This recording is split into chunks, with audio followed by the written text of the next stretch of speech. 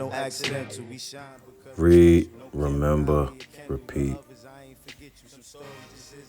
I'm loving this instrumental, ayy. I write my life down with a pencil, ayy. Never paid attention, but I should've. Never finished blocks. Salute to y'all. Miraculous week over here at the Read, Remember, Repeat Studios. And y'all know we kicked the show off showing some love. Shout outs to Allah Personal Care. This is homemade products, all natural. And I wanted to do something for the ladies also on this show because this is a well-rounded show.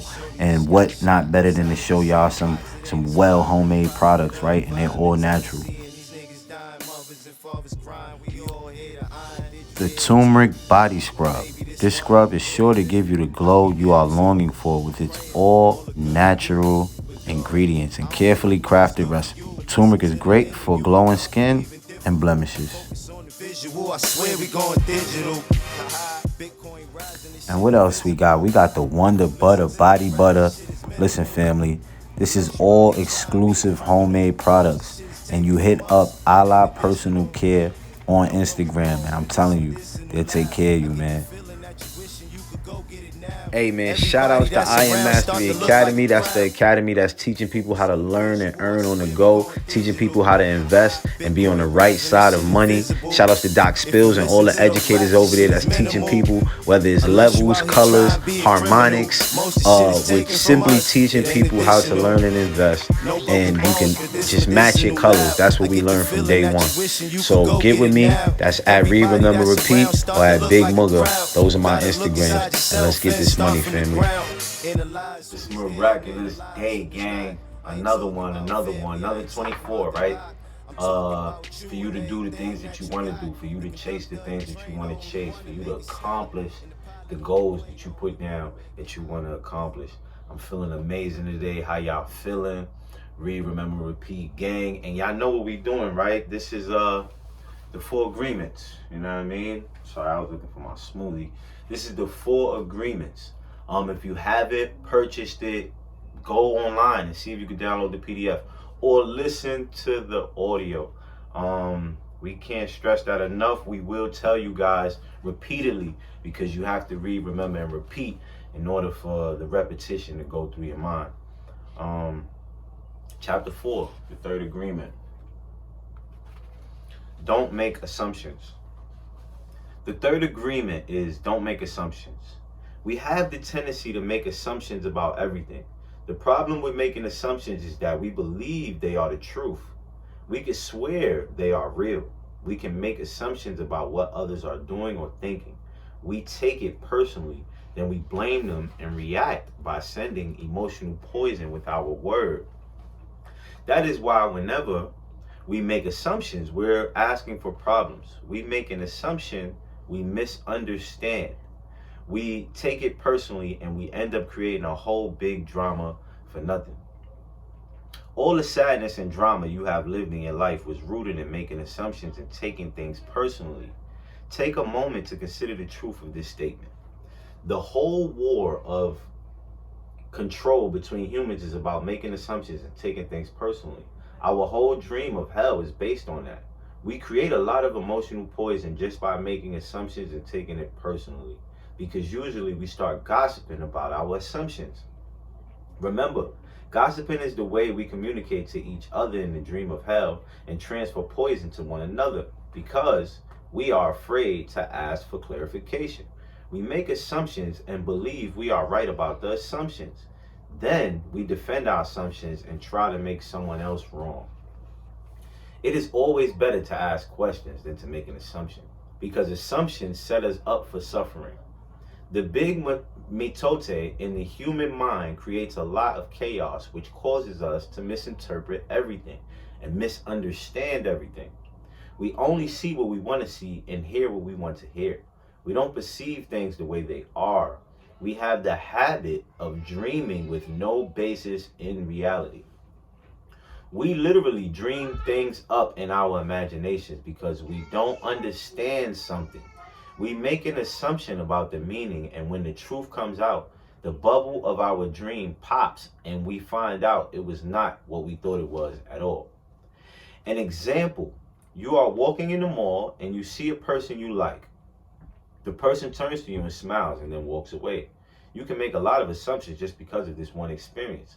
With these assumptions, you can create a whole fantasy, and you really want to believe that fantasy and make it real. A whole dream begins to form just from your assumptions, and you can believe, oh, this person really likes me. In your mind, the whole relationship begins from that. Maybe you even get married in the fantasy land, but the fantasy is in your mind, in your personal dream. Making assumptions in our relationships is really asking for problems. Often we make the assumptions that our partners know what we think and that we don't have to say what we want. We assume they are going to do what we want because they know us so well. If they don't do what we want, assume they should do. We feel so hurt and say, you should have known. Another example, you decide to get married and you make the assumption that your partner sees marriage the same way that you do. Then you live together and you find out this is not true. This creates a lot of conflict, but you still don't try to clarify your feelings about marriage. The husband comes home from work and the wife is mad, and the husband doesn't know why. Maybe it is because the wife made an assumption. Without telling him what she wants, she makes an assumption that he knows her so well, that he knows what she wants as if he can read her mind. She gets so upset because he fails to meet her expectations. Making assumptions in relationships leads to a lot of fights, a lot of difficulties, a lot of misunderstandings with people we supposedly love. Family, I'm gonna get that sauce, and we be right back. I got on a plane one time, a number of years ago, and I was sitting first aisle, right on the aisle, first row on the aisle. There was a man sitting behind me against the window, so we were sort of kitty-cornered to each other. We were only on the plane a short period of time. He reached over and tapped me on the shoulder. He said, I think you could help me. Because I'm a pro golfer. And he said, I love The Secret. Anyway, one thing led to another. He was on his way to the FedEx in New York, I believe it was. And after a day or so, he missed the cut. But we had exchanged phone numbers, and he phoned me. I said, listen, I'm in Toronto. You're in New York. Jump on a plane. Come on up here for a couple of days. So he came up, and we got talking, and we became friends. And I went out on tour with him one time, one of the tournaments he was on. And that night, we were sitting around the motel room, and he said, Bob, what's one thing I could do that would make me a better golfer? I took my pen, and I went over and I put a little black dot on the wall. I said, I want you to focus on that black dot. Bring all of your conscious attention to bear on the black dot. I said, the second your mind wanders, don't feel bad, bring it back to the dot.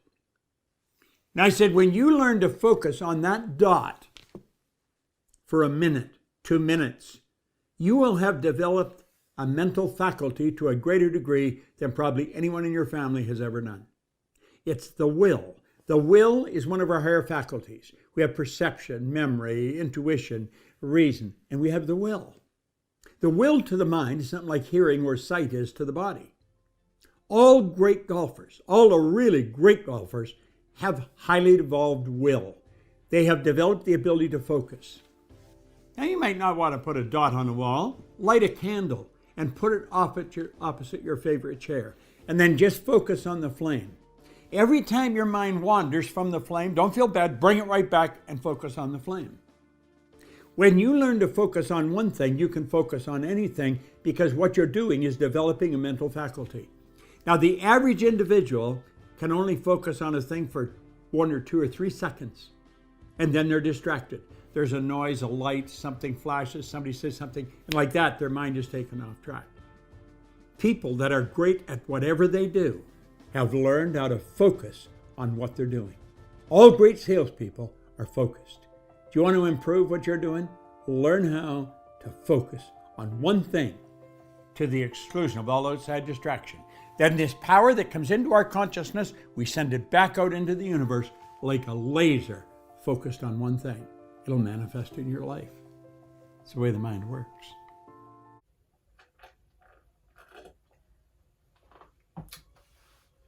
And we are back, family.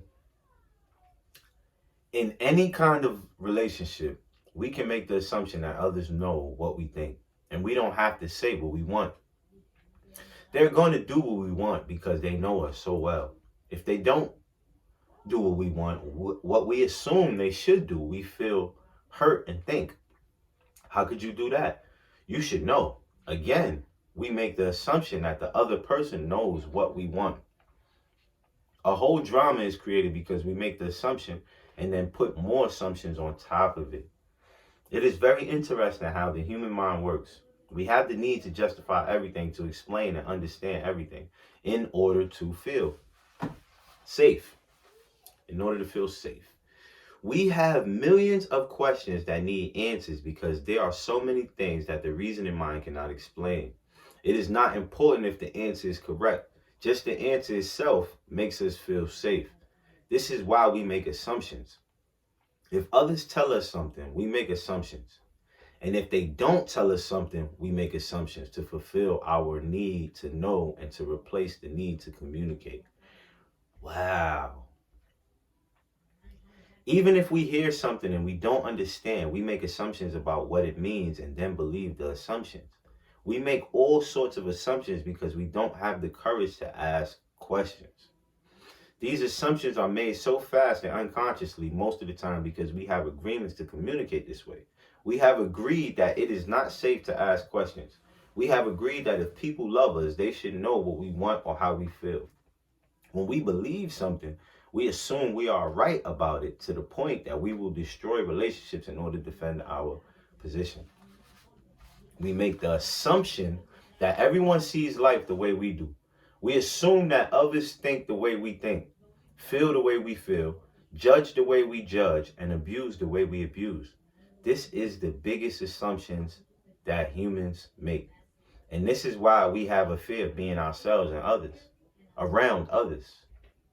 Because we think everyone else will judge us, victimize us, abuse us, and blame us as we do ourselves. So even before others have a chance to reject us, we have already rejected ourselves. That is the way the human mind works. We also make assumptions about ourselves, and this creates a lot of inner conflict. I think I am able to do this. You make this assumption, for instance. Then you discover you aren't able to do it. You overestimate or underestimate yourself because you haven't taken the time to ask yourself questions and to answer them. Perhaps you need to gather more facts about a particular situation, or maybe you need to stop lying to yourself about what you truly want.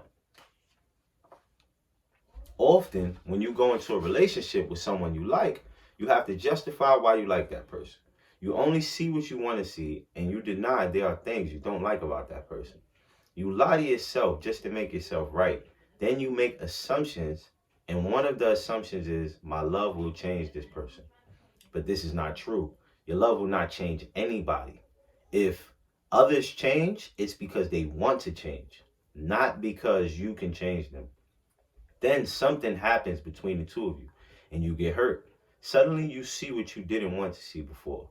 Only now it is amplified by your emotional poison. Now you have to justify your emotional pain and blame them for your choices. We don't need to justify love. It is there or not there. Real love is accepting other people the way they are without trying to change them. If we try to change them, this means we really don't like them.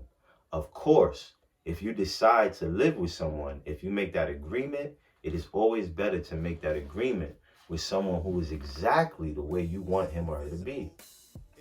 Find someone whom you don't have to change at all. It is much easier to find someone who is already the way you want him or her to be. Instead of trying to change that person, also, that person must love you just the way you are, so he or she doesn't have to change you at all. If others feel they have to change you, that means they really don't love you just the way you are. So why be with someone if you're not the way he or she wants you to be? We have to be what we are, so we don't have to present a false image. If you love me the way I am, okay, take me. If you don't love me the way I am, okay, bye-bye. Find someone else. It may sound harsh, but this kind of communication means the personal agreements we make with others are clear and impeccable. Just imagine the day that you stop making assumptions with your partner and eventually with everyone else in your life.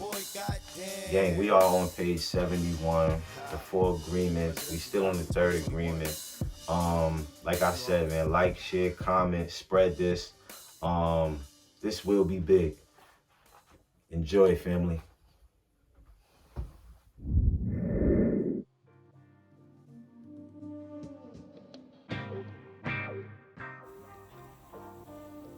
The best time of the year is here. Christmas is here. Go get you a grateful book.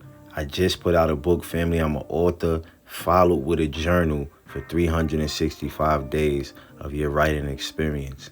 I hope you guys have a grateful experience. It's presidential, the outcome evidential. We strive for higher mental. This time no accidental. We shine because we special. No Kim, Kylie, or Kendall. The others, I ain't forget you.